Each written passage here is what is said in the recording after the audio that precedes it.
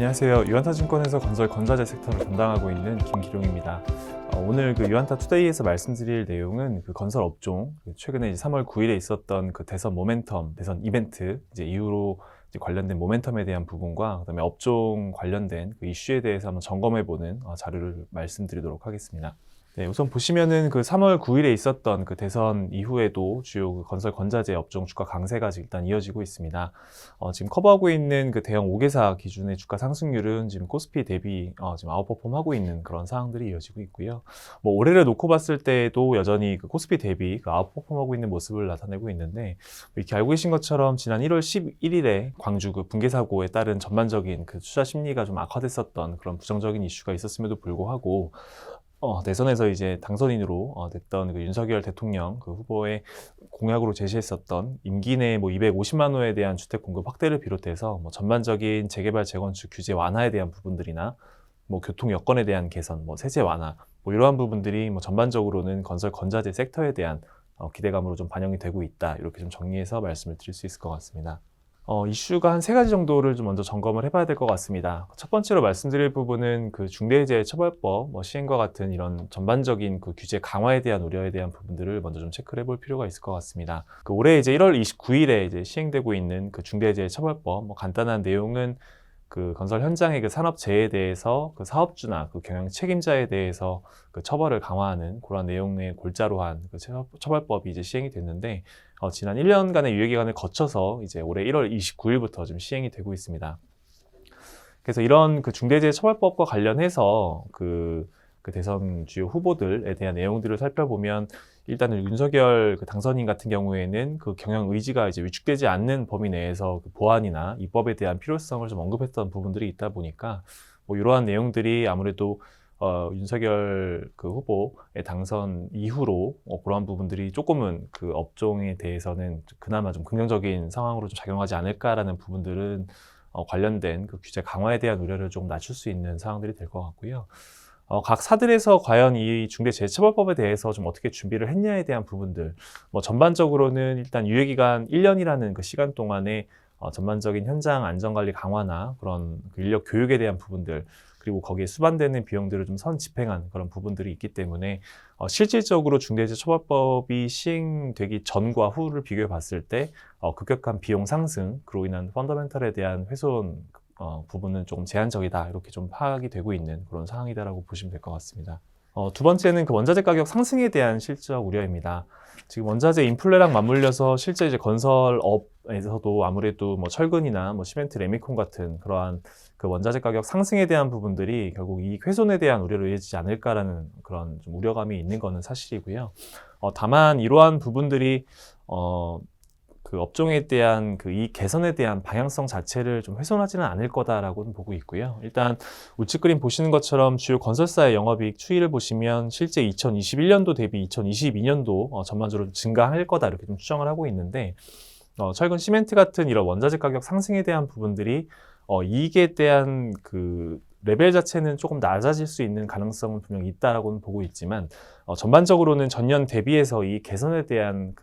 흐름, 그리고 방향성에 대한 부분들을 훼손하지는 않을 거다, 이렇게 좀 보고 있고요. 이렇게 보는 단적인 근거 중에 하나는 실제 여기 보시는 것처럼 실제 2021년도 상반기에 이 철근 가격이 급격하게 좀 상승했었던 이 구간의 상황을 보시면, 이렇게 좀 올라가 있는 부분들은 있긴 하지만 실제로 이 당시에 주요 건설사들의 주택 부분, 건축 주택 부분에 대한 원가율이 크게 좀 상승하지 않았다라는 부분들은 이러한 철근 가격의 인상만으로 주요 건설사들의 주택 건축 부분 원가율이 크게 훼손되진 않았다라는 과거의 좀 전례를 좀 살펴볼 필요가 있을 것 같고요. 다만 물론 여기에서 다시 철근 가격이나 이 시멘트 가격이 굉장히 좀 급등하는 그런 모습들이 연출이 된다라고 하면 이익에 대한 개선에 대한 부분들은 조금 더 훼손될 수 있는 부분들은 있겠지만, 또 무조건적으로 이 원자재 가격 상승이 반드시 건설사들의 이익 훼손과 단순히 직결된다라고 보기 좀 어려운 이유는 건설 계약별로 저희가 이 원자재 가격 상승에 대한 부분들을 발주처한테 보존받을 수 있는 에스컬레이션 조항이 포함되어 있는 계약 같은 경우에는 이러한 부분들을 좀 전가할 수 있는 그런 부분들도 있고요. 그리고 각 그 현장별로 그 철근이나 시멘트 같은 이러한 계약에 대한 방식들, 그리고 뭐 설계 변경이나 뭐 VO 같은 부분들을 통해서 저희가 발주처한테 보존할 수 있는 그런 부분들도 있다 보니까 이러한 가격 인상폭만큼 뭐 이익이 훼손된다 이렇게 좀 비례해서 그런 관계를 좀 형성하지 않는다라는 부분들도 좀 참고해 볼 필요가 있을 것 같습니다. 네, 세 번째는 그 러시아 우크라이나 사태에 관련된 얘기인데요. 일단 결론적으로는 이 관련된 사태로 인한 그 건설업종에 대한 영향은 뭐 상대적으로는 좀 제한적이다, 일단 이렇게 보고 있습니다.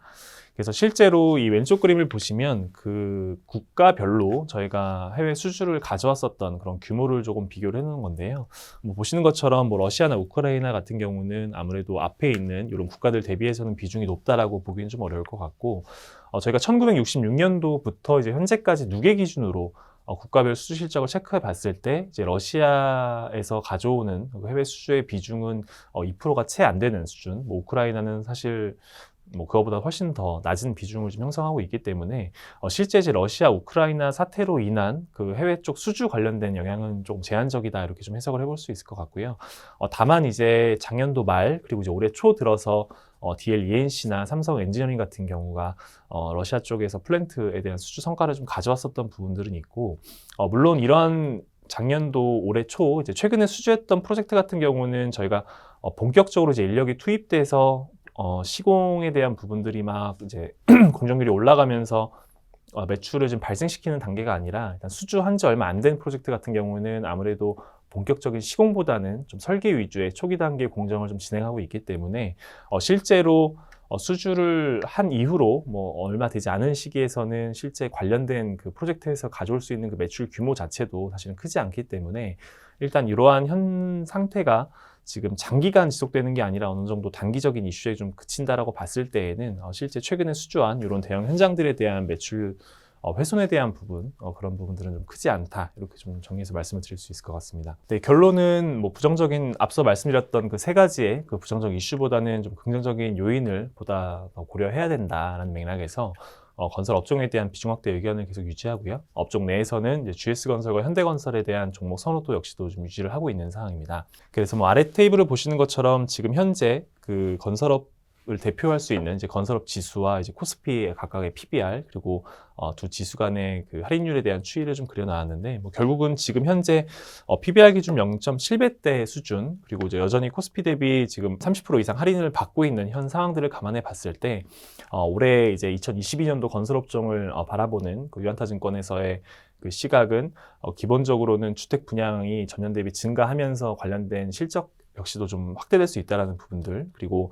유가 상승에 후행한 해외 쪽 수주에 대한 개선, 그리고 중장기적으로 신사업에 대한 점진적인 가시와 뭐 기대감 반영 이런 것들을 감안해 봤을 때 건설 업종에 대한 투자 전략은 비중 확대를 가져가야 된다 이렇게 좀 판단을 하고 있는 상황입니다. 네, 이상으로 오늘 준비한 그 유한타 투데이 관련된 건설업종 자료 발표 마치도록 하겠습니다. 감사합니다. 티레이더 유한타 티레이더 투자 타이밍은 티레이더